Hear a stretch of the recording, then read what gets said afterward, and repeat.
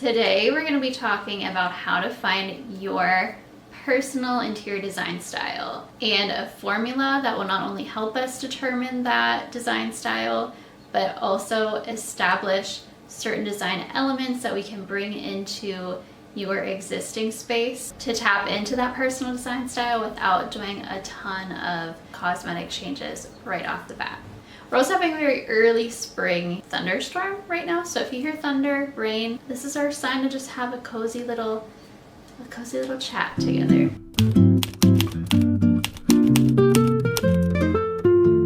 We're going to use what I'm calling the 3-3-3 method. We're going to be picking 3 words, 3 design styles, and 3 inspo photos to help you find your personal, unique to you design style. Starting with the 3-word method, which is actually a very popular method within the fashion world and figuring out your personal fashion style, but it also translates really well into figuring out your interior design style. So we're going to come up with a list of 3 words, 1 practical, 1 aspirational, and 1 emotional. And these 3 words will help us streamline where we're headed with our design style. After that, we'll look into actual different styles of design, which can help translate your 3 words into a cohesive look. And then we'll find our 3 inspo photos. I've actually compiled a complete interior design brainstorm board on Pinterest, and I encourage you to look at that because it's pulling in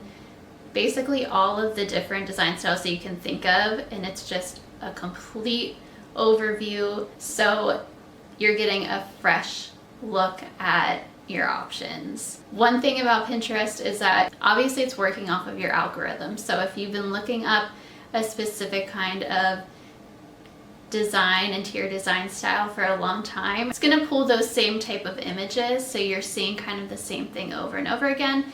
This can be a really good basis for just like a clean slate and finding inspo that you might not have seen otherwise. So I encourage you to look through that and pick out 3 photos that jump out to you, that really speak to you, and I will link that Pinterest board in the description below.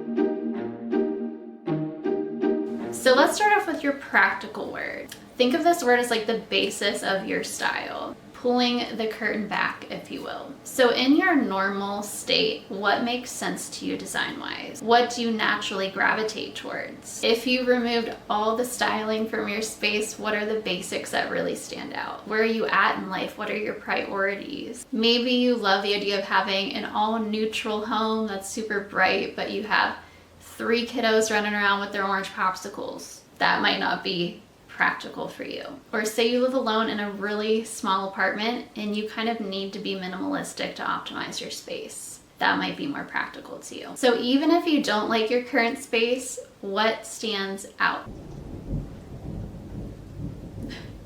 Big Sunday. Maybe you have an older couch that's just so comfortable, or you have blankets and pillows everywhere, or maybe you have art on the wall that just evokes this peacefulness in you, or you lean towards really grounding colors. Your practical word might be comfortable or cozy. Maybe you have a family and there's toys on the floor and handmade art on the fridge, and you love the idea of just like snuggling up at the end of the night on your favorite corner of the couch with a blanket and your favorite show, and all is right in the world. Maybe your practical word might be lived in or homey. Maybe you have mismatched furniture, and some of it's hand-me-downs and some of it's antiques and things that you've thrifted or found on the side of the road, and you're always trying to find that special treasure at the thrift store or the flea market. Your practical word might be collected. Your practical word could even be a color or a feeling, like maybe green is your comfort color, or it could be a word like layered or textured or moody.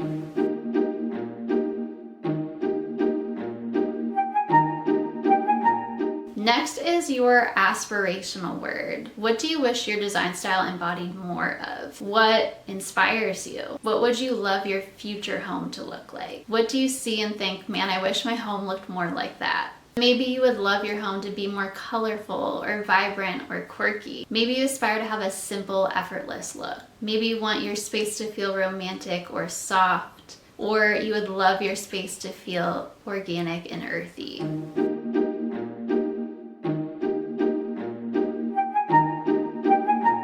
And lastly is your emotional word. How do you want to feel in your space? And this might be the most important word to really think about, because how you feel in your space is so important, honestly the most important. Do you have memories of certain spaces that you would love to evoke? Maybe you loved, I don't know, your grandparents' house growing up, and there was just something about it, whether it was maybe the furniture or the smell or the way family gathered there that just felt so special to you. What word could you pull out of that? Do you want to feel grounded, rested, cozy, calm, fun, inspired, creative, joyful, carefree, relaxed, nostalgic, passionate, content?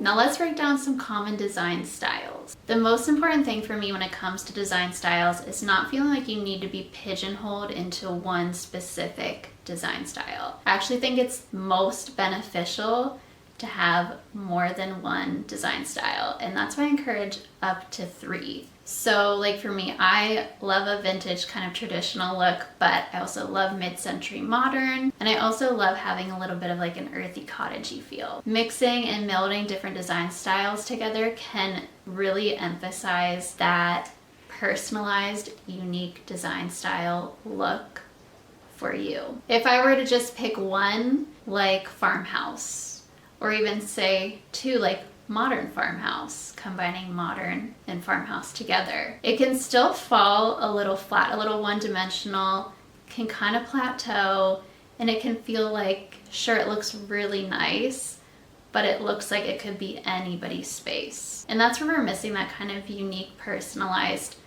touch to design style. But say pair modern farmhouse with a more vintage look, or a more traditional look, or eclectic, or even coastal, and it feels so much more personalized and unique that way. I'll do a whole other video on meshing design styles together, but for now, here are some design styles to choose from. Styles like mid-century modern, traditional, eclectic, art deco, Scandinavian, industrial, western, maximalist, Japandi, organic, Mediterranean, cottage, arts and crafts, not in a Tony Romo way. And I'm arts and craftsy Tony Romo. Early American, Parisian, the list goes on.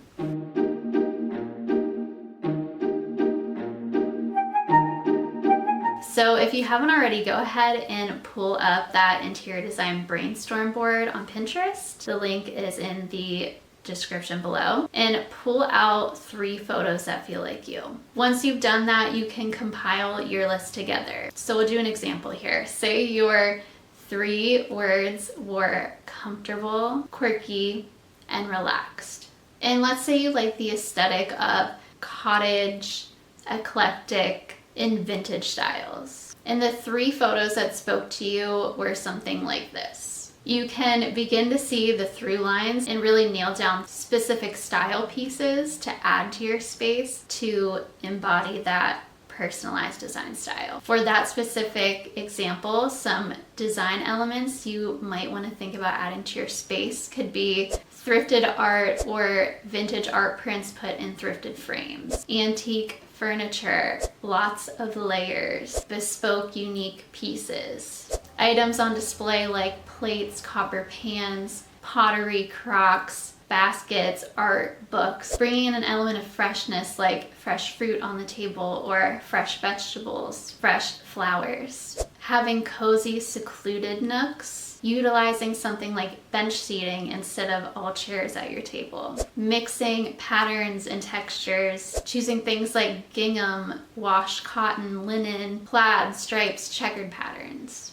Not being afraid to add pops of color, adding wallpaper or beadboarding or painting the subfloor, incorporating sconces as additional lighting, opting for dark wood elements over light wood elements, and mixing warm and cool tones together. So that's just one example of how the 333 method and kind of formula can work to establish your personal design style, and also basically give you kind of the key to pinpointing specific design elements that you can go ahead and add to your space right now. Style is so personalized, and it should be personalized, and it's also subjective, which is great because if you like it, you like it, and other people don't have to like it as long as you like it. So always remember that. Don't feel like you have to pigeonhole yourself into one specific design style. Be open to exploring things outside of your comfort zone. Figure out what really speaks to you and calls to you, and lean into your 3 words. And you'll be on your way to establishing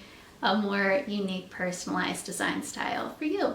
I would love if you did this formula in this 3-3-3 method to share your 3 words and your 3 design styles in the comments below, and maybe I'll pick a few to make suggestions like the example that I used here to show specific design elements so you can add to your space and recommendations and things like that. Or if you'd really love me to do a full in-depth video, feel free to email me your words, your design styles, and the 3 photos you picked. So I hope that was helpful to anybody who feels a little lost, feels a little confused about your personal design style and what you like, and how to transform an inspo photo into tangible design elements for your space. And be on the lookout for another video from me about melding and mixing design styles together to create impactful, unique design.